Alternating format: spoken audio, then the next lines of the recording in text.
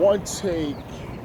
One take. This is NBA One Take feature yours. True Pretty Boy Lakers. This is NBA One Take for your head. NBA One Take for your brain. Coming to you live from downtown Brooklyn. This is NBA One Take. April 16th, 2026. Man, it's beautiful outside. It's nice outside again, baby. Oh, man. Sometimes I wish I could work outside, but it ain't happening. But listen, we got some playing games. And all I'm saying, I said the Warriors in trouble. I made it a famous hashtag in 2023. The Warriors is in trouble.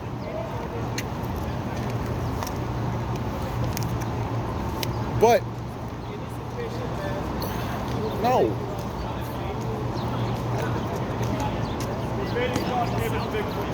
It's not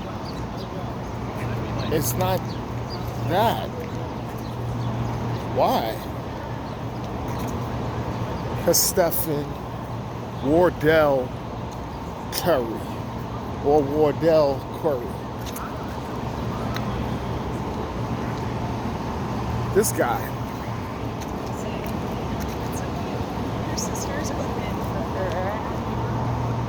In his last stance, I was questioning a lot of things, but I couldn't question Steph.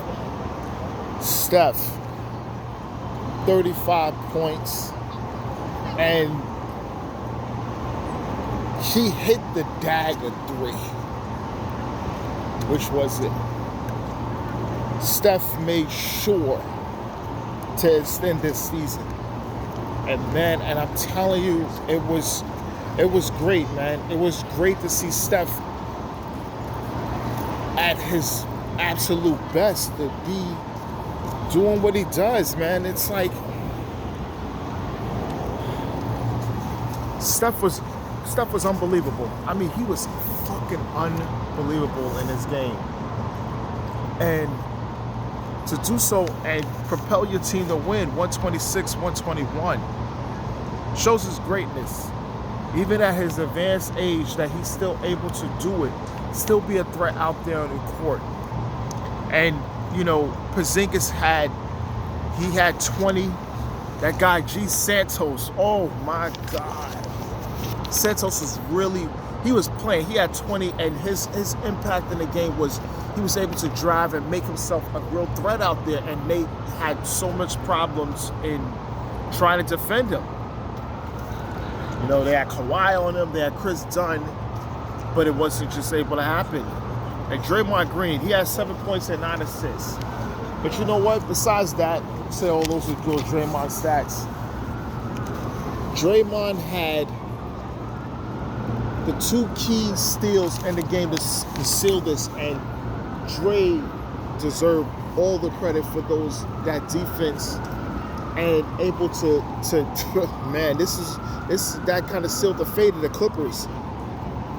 You know, Podziemski had 17, and old man Al Horford, he had 14, but his 3-point shooting late in his game with with all the confidence in the world. And Steph said it in the post game that guys have the confidence. Al has the confidence. This guy, he's a champion, and he has the confidence. And I'm like, whoa. This team beat the Clippers, which maybe that last game of the season, they just showed them a little something. And the Clippers probably was overconfident in going to this matchup, thought the same result was going to happen, and didn't. And it was tightly contested, and they didn't have an answer to them as late.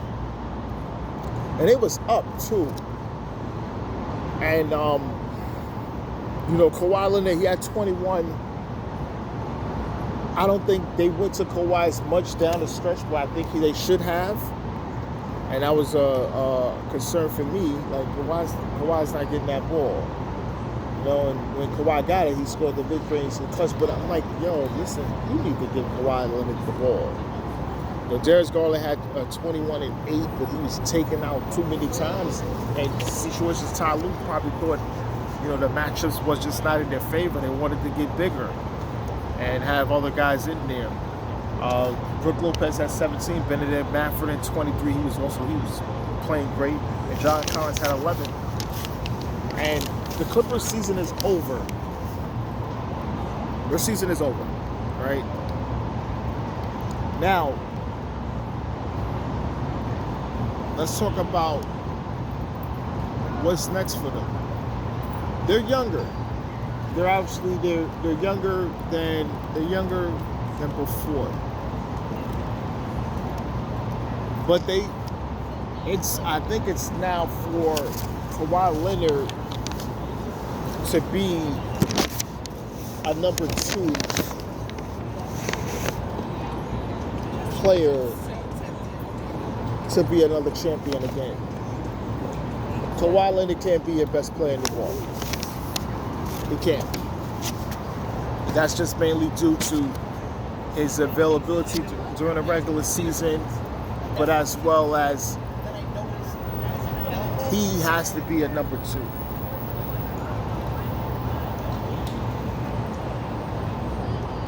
And they have no draft picks.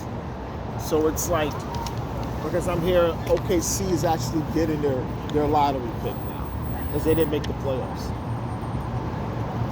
And now I think there's a big chance OKC could get a top 8 pick with the pick, right? Top 8 pick with the pick if it falls, and they could get another good player again. That's crazy. That's crazy to say, and it's insane. That's a crazy thing to say, and that can happen. Man, what? I don't know what to say with that. OKC could just get better and better. So now the Warriors is going to play against the Phoenix Suns.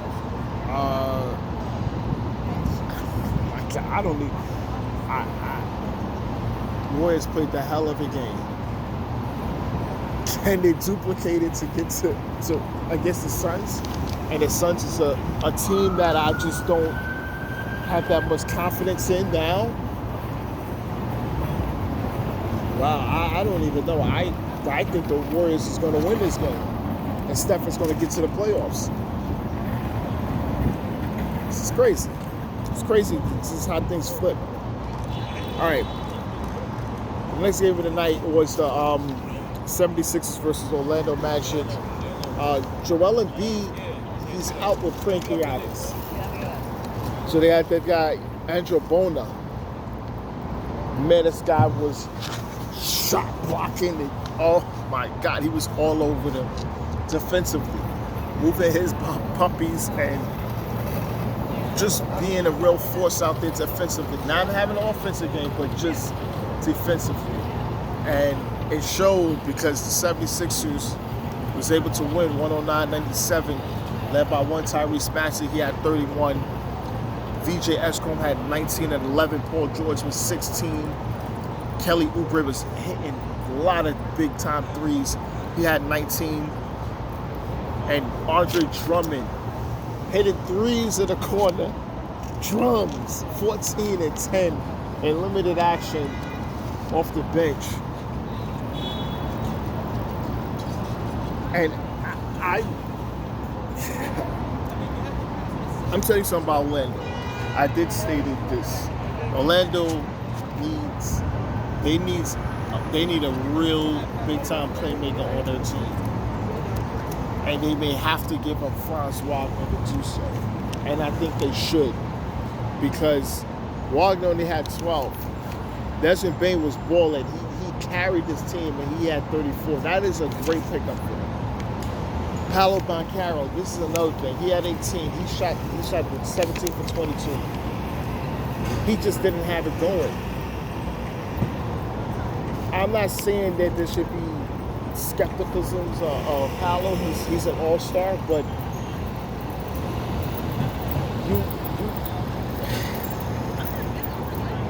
you can't be like this.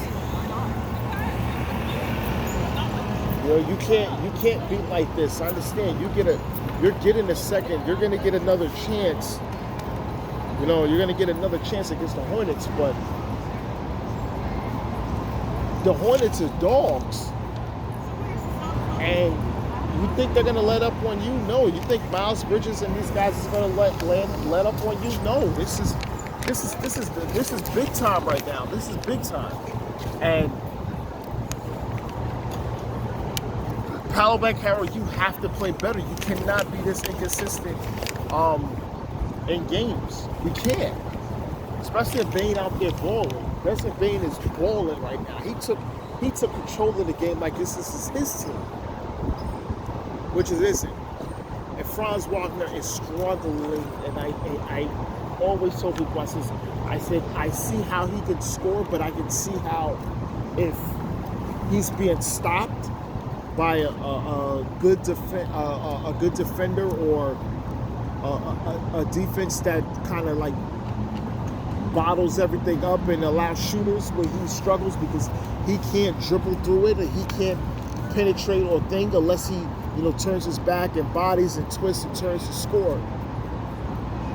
It's a thing. It's a thing. And in Orlando Magic, their disappointing season will continue if they lose it to the Charlotte Hornets. Because if that happens, they will have to really make a decision on Franz Wagner. Because Jalen Suggs at point guard is not working. He's 4 points, 1 for 9. He is not a point guard. Jalen Suggs is not a point guard. You should not teach him to play point guard. Anthony Black is a really good young player. He had 13. But I think Franz Wagner, listen, if they don't get out this Hornets series, they need to really consider moving Franz Wagner if they don't get out this Hornets, if they don't beat the Hornets. And I don't think they're going to beat them. I think the Hornets has it where they're going to take them out.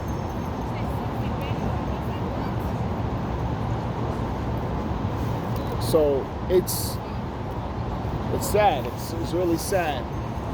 Well, except the Sixers, they're going to the next round. They're going to play the Boston Celtics. You heard the fans saying, "We want Boston. We want Boston." So we're going to get that. Celtics and 76ers. A rivalry, always been a rivalry, and we'll get that. All right, look, it's something I watched. Spartacus, House of Ashur. Let me tell you something. When I heard about it, I was skeptical. The only reason why is because of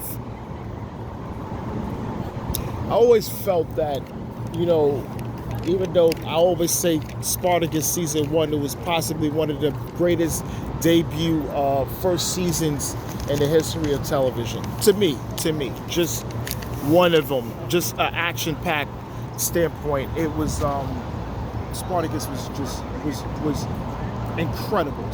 Spartacus was just incredible, especially Andy Whitfield. God rest his soul. Was so great at Spartacus, and so to have the House of Ashur, the character Ashur, and it's almost like it's a rewritten, right? Where the events that happened, because his character was killed on the mountain. Well, they actually had it where he wasn't killed. And actually was the one that threw, kind of spoiler alert, the decisive blow in the back of Spartacus as he was about to kill Crassus on that mountain. And after that, they just stated that Crassus gave Ashur patronage. He gave him the body out of his house, named it the House of Ashur. got new slaves, he had money and things like that. So now we're getting to where Ashur is the ludus of the house and has slaves, and he has a doctory, and they are, fighting in not the big arena, but they're fighting in the arena, and that's where we're getting with the series. Yes, gladiators. One is a female, and the thing about that, a black female, an African Nubian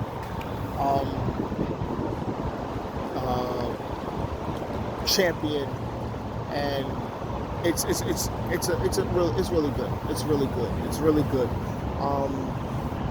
Some things, but I give this a 7 out of 10.